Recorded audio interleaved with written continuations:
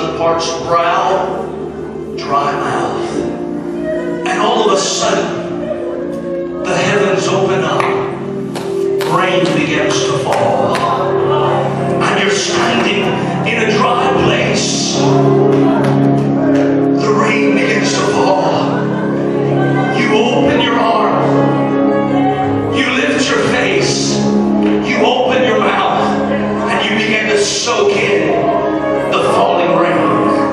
You are standing under the falling of heaven's rain. So let it fall.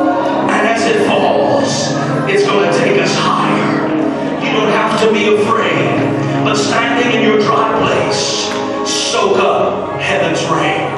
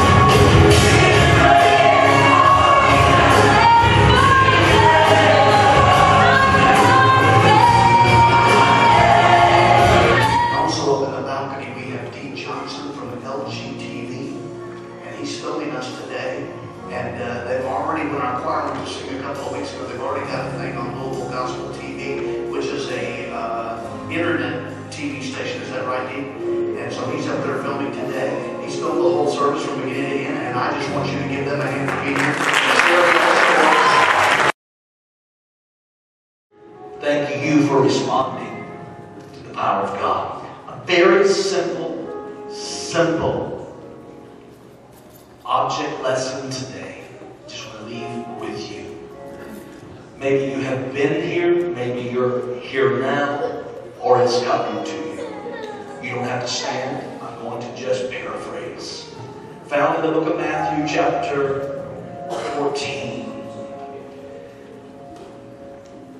Jesus told his disciples to get into a ship. He sent the multitudes away, and he sent them on a journey. He went up to the mountain to pray. The ship began to be tossed in the middle of a storm.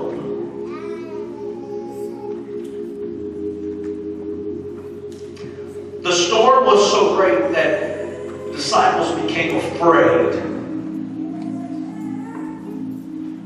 And Jesus comes walking on the water. They did not recognize him for who he was.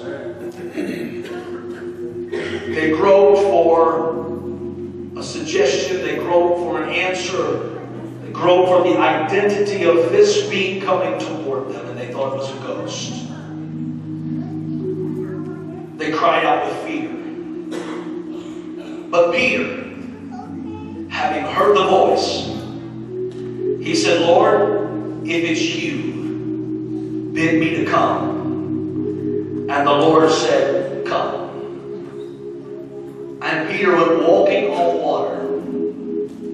But when he saw the wind boisterous, he was afraid, and beginning to sink, he cried out, Lord, save me. And immediately the Lord stretched out his hand and said, O thou of little faith, wherefore didst thou doubt? And the wind ceased. In the ship of life, what becomes overwhelming is when your ship is placed in a situation where you were not designed to go or be. I'm going to make you shout. 10 minutes, I'm done, but an object lesson.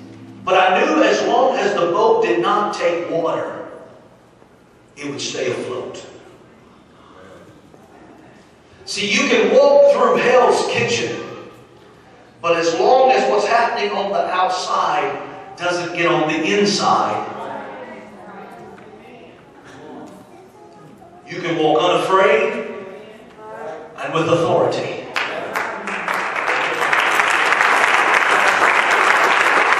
You can stand and not be afraid. The boat that they were in was pitched within and without. It was not made to take on water. But as soon as the winds caused the waves to become so boisterous that the boat began to take on water, they became afraid. When what's on the outside gets on the inside, that's when you become fragmented, disjointed, discombobulated. That's when you're challenged. And you find yourself between the proverbial rock and hard place. I want to encourage you today to not hang around those people that are constantly trying to punch holes in your boat.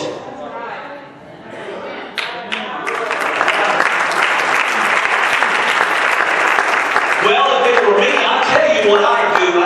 Don't be punching holes in my boat. As long as he was God conscious, he walked on what was about to destroy them. But as soon as he began to become self-conscious, he began to sink in the abyss. 3 more minutes and I'm done. You got to catch this. You need to know who his voice is. You need to know who he is. Because you're going to walk on things that no one else can walk on. You will survive. You don't have to be afraid. There's healing rain. It's going to pick you up. That's why the Lord dropped that song in my spirit. If you let the healing rain come, it will pick us up and take us higher. When storms of life come your way, he's still there. While you may not recognize him, he's still there. Job said, I turned to my left and I turned to my right. I can't perceive his voice. I can't even hear his voice. I don't even know it, but he knows the way that I take. And when I have been tried, I shall come forward as pure gold. Job said, all is not lost. There is hope. And while the other 11 hungered and hid in fear, Peter goes stepping out of the boat. Look at your neighbor and say, I'm not going to sink. No matter what it looks like, I'm not going to sink. I'm walking into my destiny.